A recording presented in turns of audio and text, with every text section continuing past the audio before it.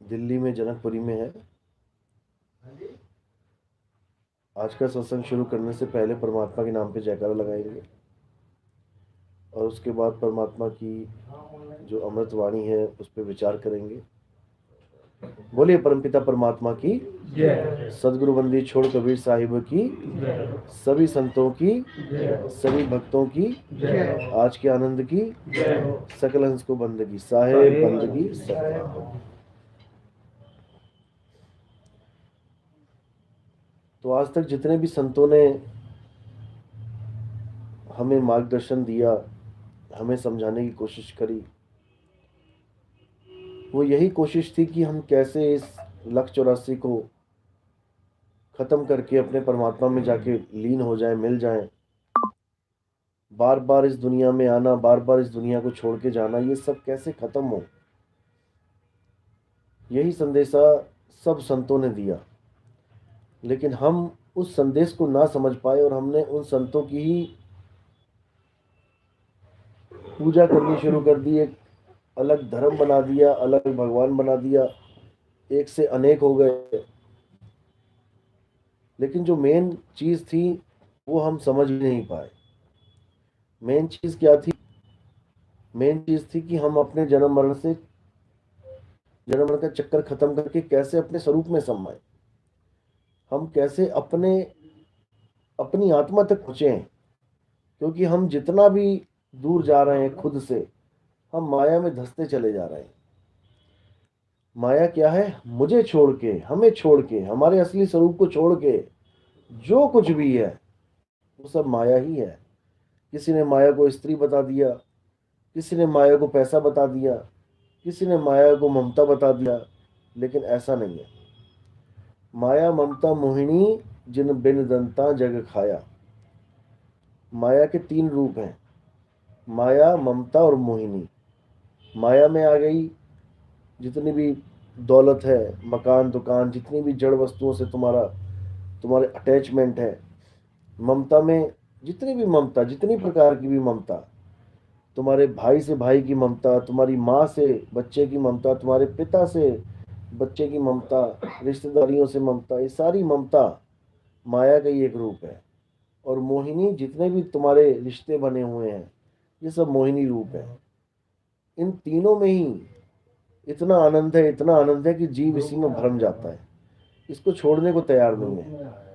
पैसा आता किसी को बुरा नहीं लगता, जितना मर्जी आ जाए, कभी नहीं कहता भगवान बहुत हो गया अब मुझे मत दे, अब किसी और को दे दे, किसी और के पल्ले पड़ जाए, उसका जीवन सुधर जाए, कितना खाऊंगा मैं, बहुत है मेरे लिए। लेकिन नहीं, गाड़ियां पे गाड़ियां आती रहेंगी, बंगलों पे बंगले चढ़ते रहेंगे, दुकानों पे दुकानें चढ़ती रहेंगी, लेकिन कभी अति होने वाली नहीं है। कभी ये मन नहीं कहेगा कि अत हो गई है, बस अब नहीं चाहिए। ऐसे ही जितना मर्जी प्यार मिले परिवार का, अपनी बीवी का, बच्चों का, कभी अंत नहीं होता। हमेशा यही चाहता है कि और मिले और मिले। लेकिन ये नहीं समझता कि माया ममता मोहिनी, जिन बिन दंता जग खाया। बिना दांतों के जिसने जग को खा लिया। अगर कोई दांतों से खाता है तो हमें डर लगता है, हम उसके पास नहीं जाते, कुत्ते तक के पास नहीं जाते, क्योंकि उसके पास दांत हैं। शेर तो बहुत दूर की बात है, माया तो शेर से भी खतरनाक है। क्यों? क्योंकि इसी माया की वजह से हम दोबारा गर्भ जून में चले जाते हैं। गर्भ जून में हम में से कोई भी ना जाए, अगर इस माया को समझ जाए तो, माँ को समझ जाए तो, अपने बच्चों को समझ जाए तो, अपनी बीवी को समझ जाए तो, अपनी मकान दुकान को समझ जाए तो। गुरबाणी क्या कह रही है? अंत काले जो लक्ष्मी सिमरै, ऐसी चिंता में देह मरे, सर्प जून वो वल वल उतरे। वो सांप बन के बड़े बड़े खजानों की रक्षा करेगा। ये वही लोग हैं जिनका अंत समय में ध्यान सारा माया में था, पैसे में था। अब कोई कहता नहीं मुझे पैसे से प्यार नहीं है, मुझे तो अपने बच्चों से प्यार है, मैं अपने बच्चों को ही अपना धर्म मानता हूँ, सारी कमाई मैं अपने बच्चों पे लगाने के लिए तैयार हूँ, बच्चे ही मेरा सब कुछ है। उनके लिए क्या बोला?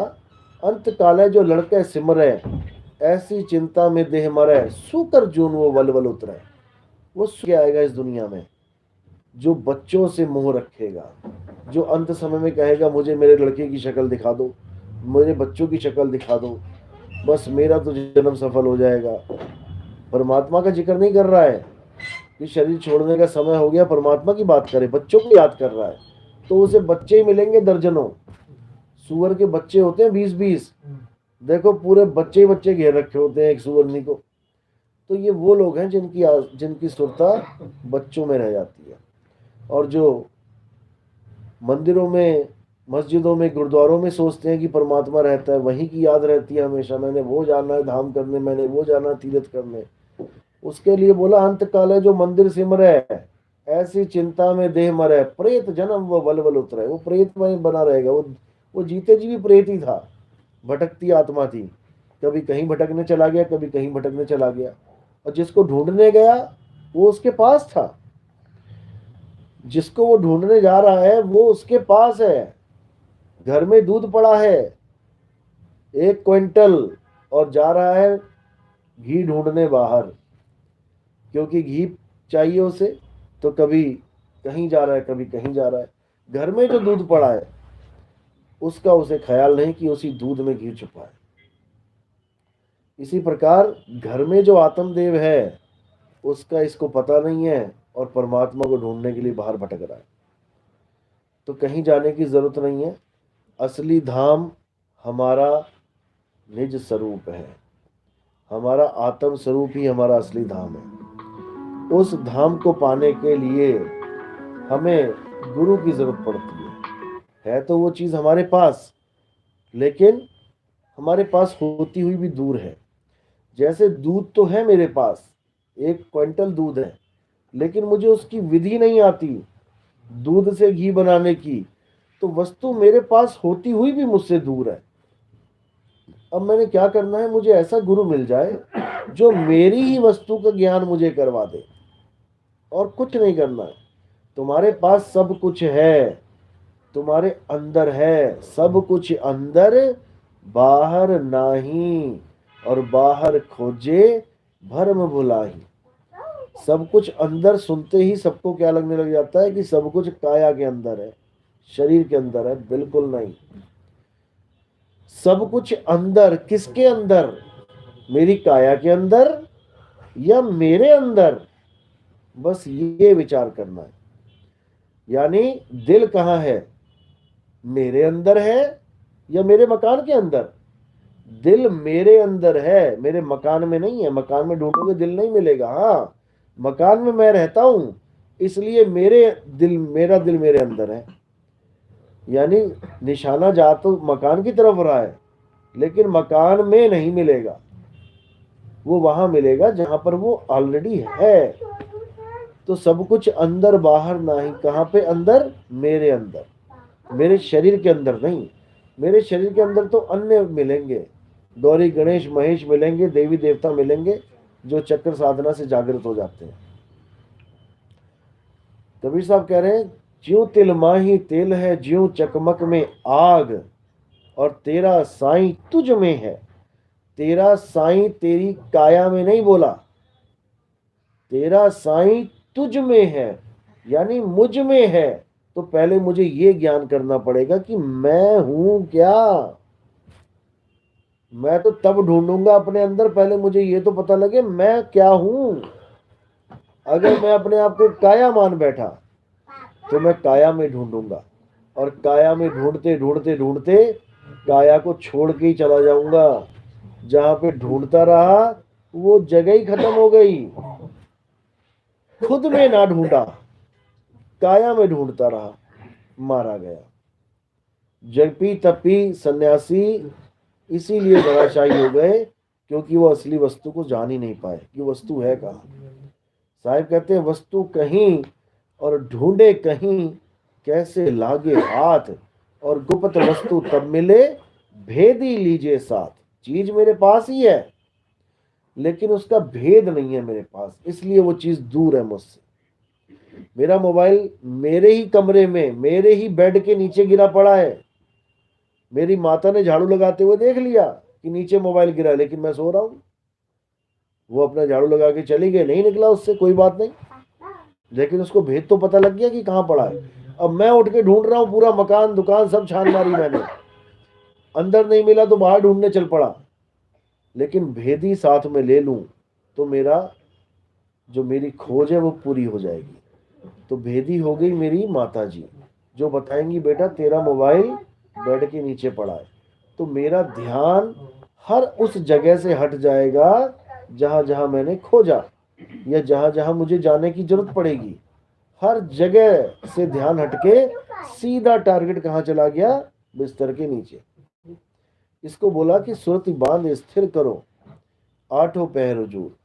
अपनी सुरता को स्थिर करो। ये सुरता भटक चुकी है, जगह जगह भटक रही है परमात्मा को पाने के लिए, लेकिन जहां परमात्मा है वहां ये जा नहीं पा रही। इसीलिए बार बार जन्म मरण चल रहा है। तो ये जितने भी परिवारवाद, जितना भी कुछ है माया का खेल, ये केवल और केवल एक मछली को फंसाने के लिए कांटा मात्र है।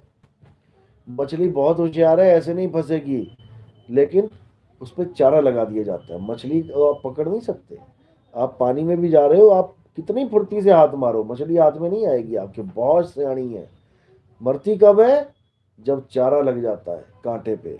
तो काल शिकारी तो बहुत होशियार है, उसको पता है ये जीवात्मा बहुत होशियार है, ये चाहे तो सारे बंधन तोड़ दे, लेकिन इसने एक चारा लगा रखा है। चारा क्या? मेरी माँ, मेरा बाप, मेरा भाई, मेरे बेटे, मेरे बच्चे। ये चारा है मछली को पकड़ने के लिए। अब ये है क्या? केवल शक्लें हैं, केवल शक्लें। मिट्टी की शरीर और उसकी एक शक्ल, बस इस शक्ल में बड़ी बड़ी मछली फंस गई।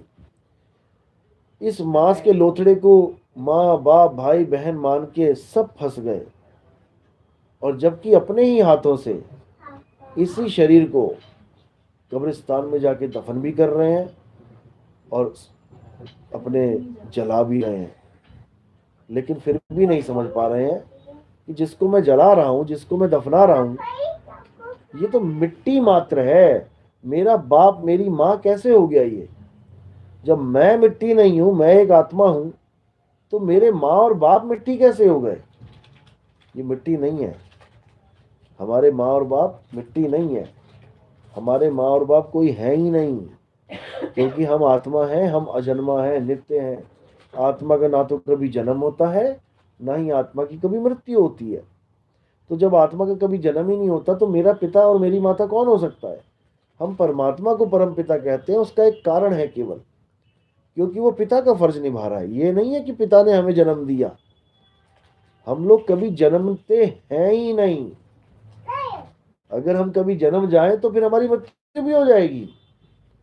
जन्म और मृत्यु केवल शरीर के होते हैं। शरीर यानी 9 महीने गर्भ में जो पैदा हुआ वो शरीर, आप नहीं। आप तो उस शरीर में कैद होते हो। जैसे पिंजड़े में तोता कैद होता है, पिंजड़ा तोता नहीं है, न तोता पिंजड़ा है, दोनों अलग हैं। पिंजड़े बनते हैं लोहे के, पिंजड़े बनते हैं फैक्ट्रियों में, तोता फैक्ट्रियों में नहीं बनता। तोता तो पकड़ा जाता है बाहर से। इसी प्रकार सुरता कहीं बनती नहीं है, बिगड़ती नहीं है, ये पकड़ी जाती है। इसको पकड़ के इसी काया में कैद कर दिया जाता है। 5 तत्व का जो पिंजड़ा है इसमें कैद कर दिया जाता है। अब इसको रास्ता नहीं है घर जाने का। कहाँ जाए? क्यों? क्योंकि इसी मिट्टी की दुनिया में इसने मुंह कर लिया है। मिट्टी के साथ रहना शुरू कर दिया, अपने आप को मिट्टी ही मानना शुरू कर दिया। मिट्टी में रहते रहते रहते मिट्टी ही मान रही है अपने आप को, इसीलिए बार बार मिट्टी के गर्भ में जाके चली जाती है। लेकिन अब परमात्मा कहते हैं कि अपने आप को जानो कि आप क्या हो। एक पंखा करंट की सहायता से चलता है, तो करंट अलग हस्ती है, पंखा अलग हस्ती है। हमारी वजह से हमारे शरीर चल रहे हैं। जब हम इस शरीर में नहीं रहेंगे तो ये शरीर नहीं चलेंगे, ये मुर्दा हो जाएंगे। लेकिन हम समझते हैं कि अभी जिंदा है, अभी भी मुर्दा है। ये शरीर अभी भी मुर्दा है। काया कभी जिंदा हो ही नहीं सकती, जैसे पंखा कभी जिंदा हो ही नहीं सकता। जितनी बार लाइट आएगी दिन में, ये केवल लगेगा आपको कि जिंदा हो गया, लेकिन जिंदा है नहीं। अगर ये जिंदा होता तो बिना लाइट के चलता। इसको जीवन देने के लिए लाइट आती है, बिजली आती है, और जितनी देर बिजली रहती है उतनी देर हमें आभास होता है कि ये चल रहा है तो जिंदा है, जैसी चली गई फिर मुर्दे की तरह लटक जाता है, देखो लटका है ऊपर, कोई हरकत नहीं इसमें। इसी प्रकार हमारा जो शरीर है, जब तक इसके साथ आत्मा जुड़ी रहती है, ये जिंदा आभासित होता है। देखो चल रहा है, देखो खा रहा है, देखो पी रहा है, बातें कर रहा है, सुन रहा है, जवाब दे रहा है, ये लग रहा है हमें जिंदा। लेकिन कब तक जिंदा है ये? जब तक इसमें आत्मा है। आत्मा अलग तो ये मुर्दे का मुर्दा, क्योंकि ये अभी भी मुर्दा ही है। गाड़ी मुर्दा ही है, सड़क पे खड़ी है, जाके जैसे ही इंजन ऑन करूंगा दौड़ने लग जाएगी। कब तक दौड़ेगी? जब तक मैं कार को छोड़ के बाहर नहीं निकल गया। तो कार ना तो पहले जिंदा थी, ना मेरे बैठने के बाद जिंदा हुई। जिंदा आभास से तो होती है। लगता है कि टायर भाग रहे हैं 200 की स्पीड में, अरे क्या बात है, लाइटें जल रही हैं, हॉर्न चल रहा है, स्टीयरिंग घूम रहा है, धुआं निकल रहा है, तेल पी रही है, ये तो जिंदा की एक्टिविटी कर रही है बिल्कुल। हम भी खाना खा रहे हैं, पचा रहे हैं, देख रहे हैं, बोल रहे हैं, सुन रहे हैं, हमें लगता है जिंदा ही है पूरा शरीर, लेकिन जिंदा नहीं है, मुर्दा है। इसी को साहिब ने बोला, साधो ये मुर्दों का गांव। ये मुर्दों का गांव है। हम मुर्दों के अंदर जीवन ढूंढ रहे हैं, जबकि हम सदा सदा अमर हैं। हम मुर्दों को सोच रहे हैं कि जब तक ये मुर्दा हिल रहा है मैं जिंदा हूं, ये मुर्दा हिलना बंद हो गया मैं मर गया। यही सबसे बड़ा भरम जाल है भाई। ये मुर्दा मेरी वजह से जिंदा है, इस मुर्दे की वजह से मैं जिंदा नहीं हूं। करंट की वजह से पंखा हिल रहा है, पंखे की वजह से करंट को कोई फर्क नहीं पड़ रहा। एक ही करंट सारी दिल्ली के, सारे इंडिया के, सारी दुनिया के पंखे चला सकता है। करंट अलग अलग नहीं है। ऐसे ही वो एक ताकत सबको चला रही है, बस उस एक ताकत को समझना है। उसी को बोला गया, एको सिमरो नानका जो जल थल रहा समाए, और वाही को क्यों सिमरिए जो जम्मे ते मर जाए। उसको क्यों सिमरण करें जो पैदा हो रहा है और मर रहा है। उसमें हर चीज आ गई इस दुनिया की, केवल एक चीज नहीं आई, और वो है आत्मा। आत्मा ना तो पैदा होती है ना कभी मरती है। इसी को गुरु ग्रंथ साहब ने बोला है कि आत्म देव पूजिए, गुरु के सहज सुपाए। आत्म देव की पूजा करो, आत्मा के अलावा और कोई सत्य है ही नहीं। अगर कोई कहे कि परमात्मा कहाँ रहता है, तो समझ जाओ कि वो आत्मा में ही है। आत्म में ही राम, राम में ही आत्म, चीनस गुरमुख विचारे। ये परमात्मा और कहीं नहीं है, हमारी आत्मा में छुपा पड़ा है। और आत्मा का ही एक पर्यायवाची नाम है शब्द। शब्द जहां जहां भी संतों ने लिखा वो आत्मा ही है, बस वो एक कोड लगा रखा है, गुप्त भेद है वो। जहां पर भी शब्द की महिमा गाई है वो गुप्त भेद है कि अगर सही गुरु होगा तो शब्द की बात बता देगा, नहीं तो अधूरा गुरु होगा 52 अक्षरों के शब्द में फंसा देगा। बात इतनी सी है। शब्द शब्द बहुअंतरे, सार शब्द मत लीजिए। कहे कबीर जहां सार शब्द नहीं, दृग जीवन सुजीजे। धिक्कार है उस जीवन पे जहां पे सार शब्द का जिक्र नहीं है। सार शब्द यानी आत्मदेव, जिसको हर अरदास में गुरु ग्रंथ साहब में अपने गुरुद्वारों में बोलते हैं, जो प्रभु को मिलबुच है तो खोज शब्द में ले। अब कौन से शब्द में खोजूं? हिंदी के शब्द में, पंजाबी के शब्द में, उर्दू के शब्द में, अंग्रेजी के शब्द में, चाइनीज, ताइवानी, जापानीज, अलग अलग भाषा, अलग अलग शब्द। मैं हिंदुस्तान में पैदा हुआ तो क्या मेरा प्रभु हिंदी के शब्द में है? मैं वाहेगुरु वाहेगुरु करूं, मैं राम राम करूं, तभी मुझे मेरा प्रभु मिलेगा। और मैं चीन में पैदा हो गया था तो मेरा प्रभु कहाँ रहता? मैं तो हिंदी के नाम भी ना जानता, तो मुझे चाइनीज नाम जपने पड़ जाते, तब मुझे चाइनीज प्रभु मिलता, पतली आंखों वाला। ऐसा नहीं है। रूप न रेख न रंग प्रभु तीन गुणाते भिन्न। उसका कोई रूप नहीं, कोई रेख नहीं, रंग नहीं। वो आत्मदेव ही है जिसका कोई रूप नहीं, रेख नहीं, रंग नहीं। इस काया के तो रूप भी है, रंग भी है, रेख भी है। आत्मदेव का कोई रूप रेख रंग नहीं है। आत्मदेव ही सत्य है। हे अर्जुन, इस दुनिया में दो प्रकार के तत्व हैं, एक असत तत्व, एक सत तत्व। असत तत्व तो इस दुनिया में जितनी भी काया है उनको जानो, और सत तत्व आत्मा को जानो। आत्मा का ना तो कभी जन्म होता है, ना कभी आत्मा का नाश होता है। आत्मा को कोई शस्त्र अस्त्र काट नहीं सकता, अग्नि जला नहीं सकती, वायु सुखा नहीं सकती, जल भिगो नहीं सकता। आत्मा को मारने में कोई सक्षम है ही नहीं। अब करना क्या है? जीव आत्मा को अपनी परम आत्मा अवस्था को प्राप्त करना है। बस हम जीव आत्मा बने बैठे हैं, आत्मा हमारे में भी लगा हुआ है।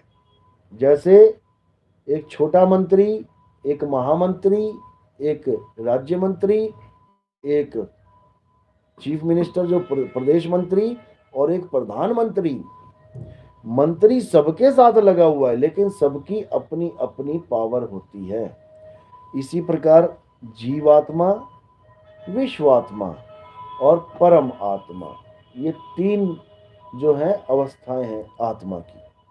कभी जीव बने बैठे हैं सुरत रूप में, कभी ब्रह्म बने बैठे हैं, और कभी पार ब्रह्म को प्राप्त हो जाते हैं। पार ब्रह्म को जो लोग प्राप्त हुए वो लोग बाबा नानक, रविदास जी, मीराबाई, अन्य अन्य संत जितने भी भक्ति के युग में आए।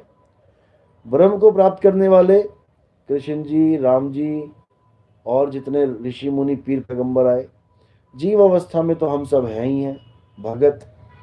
तो जीव अवस्था में भगत बना जाता है, शिव अवस्था में भगवान बन जाते हैं, ब्रह्म ज्ञानी हो जाते हैं, और पीव अवस्था में परम आत्मा हो जाते हैं। यानी अब आना जाना खत्म।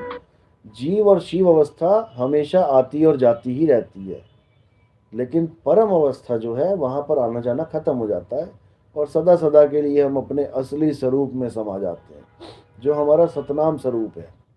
जिसको बोला है सतनाम कोई मंत्र नहीं है कि कोई सतनाम सतनाम सतनाम जपने लग जाए। सतनाम कोई नाम नहीं, यह है आपन रूप, और जो जाने इस भेद को पावे आप स्वरूप। वो अपने स्वरूप को प्राप्त कर लेता है जो सतनाम को जान लेता है। बाबा नानक, रविदास जी, कबीर साहब, ये सब सतनाम का भेद बताने के लिए इस दुनिया में आते हैं। सतनाम का भेद जानकर ही बंदा सत तक पहुंच पाता है, उसके बाद उसका जन्म मरण खत्म हो जाता है। चलो आज का सत्संग इतना ही। और कोई सवाल है किसी का, पूछ सकते हैं। किसी का कोई सवाल है पूछ सकते हैं। हाँ जी बोलो। माया है, हाँ जो प्रभाव है बहुत ही प्रभावशाली है। हाँ जी, इससे कैसे बचा जाए? माया का प्रभाव प्रभावशाली है, इसमें कोई शक नहीं है। माया ने केवल एक आम आदमी को नहीं, बड़े बड़े अवतारों को भी फंसाया है। जो बड़े बड़े अवतार हैं उनको भी माया ने भरमाया है। जैसे बड़े बड़े अवतार हैं, बड़े बड़े, अब नाम लूंगा तो दिक्कत हो जाएगी, लेकिन समझ लो कि सबको माया ने अटकाया है। ऐसा कोई नहीं जिसको माया ने नहीं ठगा। लेकिन माया से बचने का एक ही रास्ता है, अपने स्वरूप में स्थित रहो। यानी एक कुत्ता है, उसके सामने शीशा है। अब कुत्ता जैसे शीशे के सामने आया, अब उसको किसने भरमाया? एक कमरे में अकेला कुत्ता है और सामने शीशा लगा है, दूसरा कुत्ता तो नहीं आया ना। उसको जो भरम है, भरम रूप ही माया का है। उसको ये भरम हो गया कि इस मकान में, इस कमरे में एक और कुत्ता है, जो मेरा खाने का सामान है उस पर उसकी नज़र है। थाली रख दी उसके सामने, आप बिना शीशा रखे थाली रखो, थाली में दूध डालो, मिठाई डालो, कुत्ता 2 मिनट में चट कर जाएगा। अब वही थाली डबल कर दो, दूध डबल, मिठाई डबल, लेकिन आगे एक शीशा लगा दो, वो एक बार भी ना देखेगा थाली की तरफ, एक बार भी थाली की तरफ नहीं देखेगा। वो उसको देखता रहेगा कि यार ये खा जाएगा बंदा, ये कुत्ता खा जाएगा इसको। वो उसी को भौंकता रहेगा, भौंकता भौंकता भौंकता अकेला ही मर जाएगा। यानी माया इतनी प्रबल है कि वो तुम्हें इतना विचलित कर देती है कि तुम्हारा अंत कर देगी। वो तुम्हारे बुद्धि विवेक का अंत कर देगी। बचने का एक ही तरीका है, कुत्ता शीशे की तरफ देखे ही ना, कुत्ता अपनी थाली की तरफ देखे केवल। अगर कुत्ता इतना विवेकी हो जाए कि मैंने शीशे की तरफ देखना ही नहीं है, अगर देख भी लिया तो ये मेरा ही स्वरूप है, मेरी ही नकल है, मेरा ही प्रतिबिंब है, इतना भी समझ में अगर उसको आ गया, तब भी वो नहीं भौंकेगा, माया से बच जाएगा। तो आप अपने स्वरूप में स्थित रहो, बाकी जो हो रहा है होने दो। आप एक ऐसी नदी में कूद गए हो जहां पर आपने केवल बचना है। जो बह रहे हैं उनको रोकना नहीं है, उनको बह जाने दो। ये समय है, सबको लेके जा रहा है, तुम दृष्टा बन जाओ बस। तुम किसी को बचा नहीं सकते, करता मत बनना। बचाने वाला कोई और है। करे करावे आपे आप, और मानस के नहीं कुछ भी हाथ। कोई कुछ नहीं कर सकता। जो होना है वो होना ही है, बस तुम दृष्टा बने रहो और अपना फर्ज निभाते रहो। अपना फर्ज निभाओ ये सोच के कि ये मेरा फर्ज था, ना कि ये सोच के कि ये मैं करके ही रहूंगा। कोई कुछ नहीं कर सकता, ये परमात्मा करता है जो करता है। अगर किसी को बचाना भी है तो ये समझ के मत कूदना कि इसको बचाऊंगा मैं। ये सोचना मैं कूद तो गया हूं फर्ज निभाने के लिए, बचाना किसी और के हाथ में है। समझ रहे हो, पता लगा मैं ही डूब गया। तो वो सबको बचाएगा, जिस पे मालिक की मोहर होगी वो बचाएगा। तो माया से बचने का यही है कि अपने रूप में रहो, अपने स्वरूप में रहो, अपने ज्ञान में रहो। बाकी लहरों की तरह माया आती है और जाती है, सब वक्त एक सा नहीं होता, याद रखना। हर समय माया एक सी नहीं होती है, ये समय की तरह बदलती रहती है। इसके तीनों रूप बता दिए आपको। कभी पैसा बन के आएगी, पैसे से पिंड छुड़ाओगे तो ममता बन के आएगी, ममता से पिंड छुड़ाओगे तो घरवाली बन के आएगी। आएगी जरूर, लेकिन तुम ज्ञान में रहो बस। उलझो मत। तुम्हें पता है कि मैंने अगर ये फालतू बात इनसे कुछ करी तो ये मुझे अटका लेंगे, तो बात ही नहीं करनी। समय बीत जाने दो, समय से बड़ा मलहम कोई नहीं है इस दुनिया में। अगर कभी किसी के साथ झगड़ा होता है तो उसका रिएक्शन एकदम मत दो। किसी ने तुम्हें गाली दी है तो उसको पी जाओ। अगर तुमने उस गाली को पलट दिया एक ही बार में तो यहाँ बखेड़ा हो जाएगा। और उसके बाद तुम कहोगे हे भगवान, मैंने ऐसा क्यों कर दिया, इतना कलेश करवा दिया, इससे अच्छा तो एक चुप थी। कहते हैं एक चुप सौ सुख, ऐसी थोड़ी नहीं बोलते हैं। इसलिए कोई कुछ कह रहा है तो उसको पी जाओ। जो कहने वाला है ना वो रहेगा, जो सुनने वाले हैं ना वो रहेंगे। बंदा कहता है यार मेरी बदनामी कर दी, यार मेरी बदनामी, अरे बदनामी करने वाला भी नहीं रहेगा इस दुनिया में, बदनामी सुनने वाले भी नहीं रहेंगे। तुझे भी भूल जाएंगे, तू सबको भूल जाएगा। कौन किसका बाप, कौन किसकी माँ, कौन यहाँ नाम वाला, कौन यहाँ बदनाम। बस टाइम पास करना है और निकल जाना है यहाँ से। झगड़े नहीं करने, तूने मुझे ऐसे क्यों कहा, तूने मुझे वैसे क्यों कहा, इसी में उलझा देगी माया। उसने तो चोगा डाल रखा है, फंस तो सही कहीं ना कहीं। ये 52 अक्षर भी माया ही है। 52 अक्षर जो है ये भी माया भी है। गाली भी माया है और प्यार भी माया है। लोगों ने प्यार की बातें कर करके फंसा रखा है और कईयों ने गाली देके फंसा रखा है। झगड़े करते रहते हैं, रोज लठ बजते रहते हैं गली में, आपस में झगड़ा। केवल 52 अक्षर। इन 52 अक्षरों को भी समझना अच्छी तरह। 52 अक्षर बहुत खतरनाक चीज है। बना तो ली इंसान ने, लेकिन सबसे ज्यादा इसी में फंसा हुआ है ये। और किसी ने नहीं बनाई, किसी जानवर ने नहीं बनाई ये 52 अक्षर, इंसान ने बनाए। और बना के ऐसा उलझ गया कि अब निकलते नहीं निकल रहा है। अब संत समझा समझा के थक रहे हैं कि छोड़ 52 अक्षर को, अपने असली रूप को जान। मानने को तैयार नहीं है। खुद ही नाम धरा लिए, खुद ही नाम बना लिए, अब अपने बनाए नामों को छोड़ने को तैयार नहीं है। एक भगत का फोन आया, कहता है कि आपने जी ऐसे लिखा हुआ है कि कृष्ण नाम सही नहीं है, सत्य नहीं है। मैंने कहा भाई कृष्ण नाम सत्य है, कौन कह रहा है सत्य नहीं है। लेकिन कृष्ण जी के जो तुमने 108 नाम बना दिए, वो किसने बनाए, किसने बनाए वो नाम। शिव जी के 108 नाम बना दिए, हनुमान जी के 108 नाम बना दिए। कौन बना रहा है ये। रामायण में एक बार भी हनुमान जी ने नहीं कहा कि मेरे 108 नाम और हैं। कृष्ण जी ने एक बार नहीं कहा कि मेरे और भी 108 नाम है। अरे तुम खुद ही बनाई जा रहे हो गुणों को देख देख के, और उसके बाद उसी को पकड़ पकड़ के सोच रहे हो परमात्मा मिल जाएगा। कभी नहीं मिलने का ऐसे। कृष्ण नाम सत्य है, लेकिन तब सत्य है जब तुम उसके असली स्वरूप को जानो। तब कृष्ण नाम भी सत्य है, तब कबीर भी सत्य है, तब राम भी सत्य है। लेकिन तुम जानो तो सही कि राम है क्या।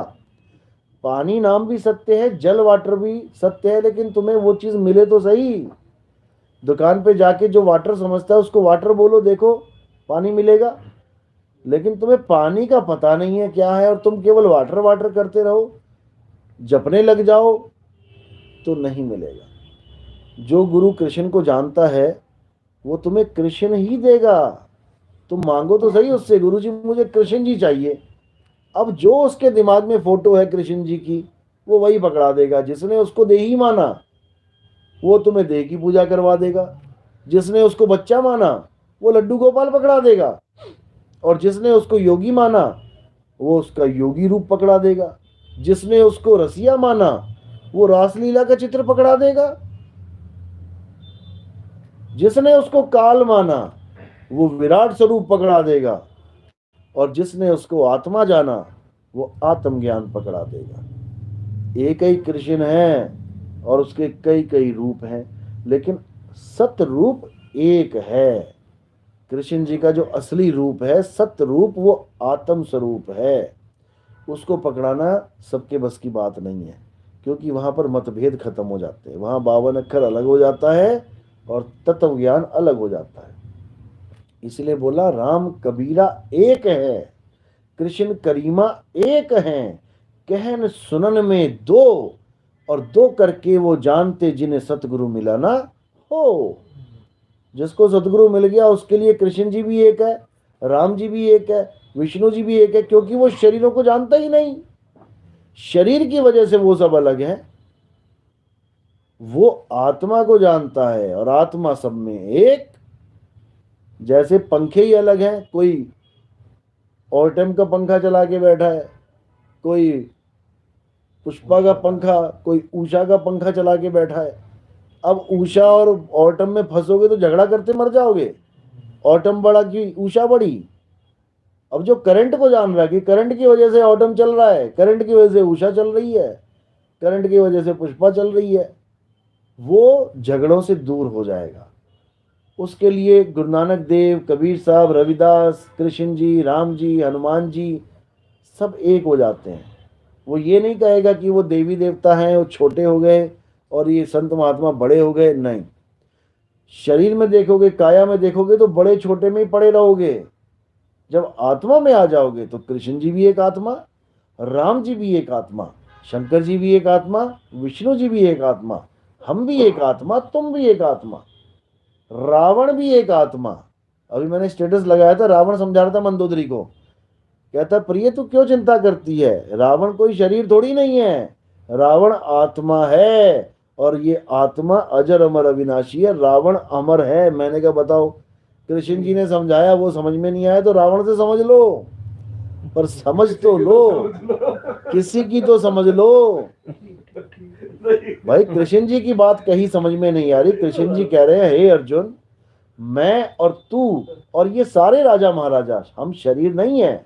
अध्याय 2 में पढ़ो, वो कह रहे हैं ऐसा कोई समय नहीं था जब तू, मैं और ये राजा महाराजा नहीं थे। ऐसा कोई समय नहीं आएगा जब तू, मैं और ये राजा महाराजा नहीं रहेंगे। यानी हम सदा से थे, सदा रहेंगे। तो बताओ किसने किसको मारा? कोई किसी को मार ही नहीं सकता। केवल शरीर मारे जा रहे हैं और हम शरीर है नहीं, तो फिर मरा कौन? कोई नहीं मरता। राम जी ने ना कभी रावण को मारा, ना कृष्ण जी ने कभी कंस को मारा। राम जी के कपड़ों ने रावण के कपड़ों को मारा, कृष्ण जी के कपड़ों ने कंस के कपड़ों को मारा, तो कृष्ण जी के कपड़ों को भी तो किसी ने मारा। अगर कंस को मारने वाला कृष्ण जी बड़ा है तो कृष्ण जी को भी तो मारा किसी ने, वो कृष्ण जी से भी बड़ा हो गया फिर तो। अगर तुम केवल मारने मरने पर ही भगवान को बनाना चाहते हो कि भगवान ने किसी को मारा तो वो भगवान है, जिसने किसी को नहीं मारा वो भगवान नहीं। तो कृष्ण जी को भी किसी ने तीर मारा, फिर तो वो कृष्ण जी से भी बड़ा हो गया, फिर उसकी पूजा करो। ऐसा नहीं है भाई, कोई नहीं मरता। ना कभी कृष्ण जी मरे हैं, ना कभी बाली मरा, ना कभी रावण मरा। कोई नहीं मरता, सब अजर अमर अविनाशी हैं। बस हम अपने आप को पहचान नहीं पा रहे हैं, इसलिए हाय मर गया, हाय मर गया लगा रखी है और कुछ नहीं है। पानी में पानी मिला मिला, फोन में हाँ, मैं तो से पूछूं पंडिता, इनमें मरा कौन? पानी में पानी मिल गया, 5 तत्व 5 तत्वों में लीन हो गए। अब वहां बिछोड़ा था पहले, पानी में जाके तुम पानी में लीन नहीं हो पा रहे थे, बिछोड़ा था। मिट्टी में रह के तुम मिट्टी में नहीं मिल पा रहे हो, बिछोड़ा है मिट्टी से। अब ये जीव निकल गया, अब देखो मिट्टी कैसे मिट्टी में मिल रही है। तो बिछोड़ा हो रहा है कि मेल हो रहा है? मेल हो रहा है। मेल हो रहा है तो सुख होता है कि दुख होता है? मेल में सुख होता है, बिछोड़े में दुख होता है। तो मिट्टी अपने मूल में जा रही है, उसको तो खुशी मिल गई कि मैं जहां से बिछड़ी थी मैं तो मिल रही हूं जाके। और जीव अमर अविनाशी, वो कभी मरता नहीं है। तो ना मिट्टी मरी, ना हवा मरी, ना पानी मरा, ना जीव मरा, तो मरा कौन? मैं तो से पूछूं पंडिता, इनमें मरा कौन? पंडित जी की बोलती बंद, क्योंकि कोई मरता ही नहीं है। अगर तुम कहते हो मरता है तो फिर स्वर्गवास किसका हुआ? स्वर्ग में वास किसका हुआ? स्वर्ग में रहने कौन गया? जमदूत पकड़ के किसको लेके गए? जब मेरे दादाजी को जमदूत पकड़ के ले जा रहे हैं तो फिर मरा कौन है? दादाजी को तो जमदूत ले जा रहे हैं, मरा कौन? दादाजी तो मरे नहीं। अगर मर गए तो जमदूत किसको लेके जा रहे हैं भाई? और तुम कह रहे हो कि क्रियाक्रम के बिना मुक्ति नहीं होगी, तो इसका मतलब रास्ते में जाते जाते अगर तुमने यहाँ क्रियाक्रम कर दिया तो वहां जमदूतों से मुक्ति हो गई, वो छूट के कहीं और चला जाएगा बाबा मेरा। ये सब भरमजाल है, ये सब भरमजाल है। तोता उड़ गया, पिंजड़ा पड़ गया। अब पिंजड़े को उठा के तुमने जला दिया और कह रहे हो तोते की मुक्ति हो जाएगी। क्रियाक्रम कर दिया पिंजड़े का और ठप्पा लगा दिया तोते पे कि तोते का क्रियाक्रम। तोते तो पकड़ नहीं पाए, तुम कहाँ गए ये तोते? क्रियाक्रम तुम पिंजड़े का करते रहे आज तक। ये सब भरमजाल है। चलो, और कोई सवाल?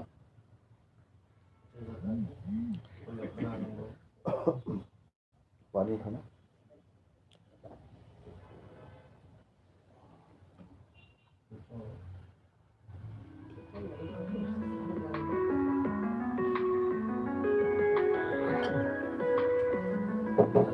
चलो सत्संग समाप्त करते हैं। कल गाजियाबाद में है और जिन्होंने रजिस्ट्रेशन करा लिया वो जरूर आए, और जो भी नहीं करवाए जिन्होंने वो भी करवा लें, बिना रजिस्ट्रेशन के नहीं आना है। चलो, बोले सतगुरु बंदी छोड़ सतगुरु सत्य कबीर साहिब की जय हो। सतनाम।